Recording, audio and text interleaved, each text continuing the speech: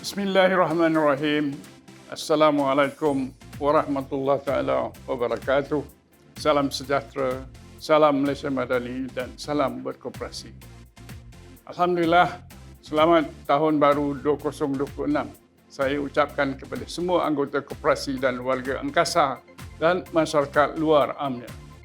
Tahun ini bakal membuka ruang besar kepada kita untuk memperhebatkan lagi peranan koperasi sebagai instrumen pembangunan ekonomi inklusif dan menyeluruh. Kekuatan keanggotaan yang besar dan berkualiti adalah kelebihan utama yang mesti dimanfaatkan sepenuhnya demi kesejahteraan masyarakat dan ummah. Angkasa komited untuk memperkukuh tadbir urus baik dan tata kelola koperasi agar setiap koperasi mampu beroperasi dengan lebih cekap, telus dan profesional serta sistematik.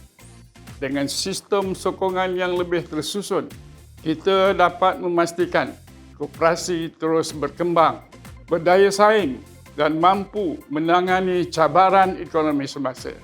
Semoga semua perancangan yang disusun dapat dilaksanakan dengan penuh komitmen dan keikhlasan. Bersama-samalah kita membawa koperasi ke tahap yang lebih tinggi dan memastikan ia terus menjadi pilihan utama rakyat dalam menjana pendapatan dan kesejahteraan serta meningkatkan taraf kehidupan kita. Selamat Tahun Baru 2026. Semoga lebih bermakna dan berkesan lagi sumbangan kita untuk semua. Wassalamualaikum warahmatullahi taala wabarakatuh.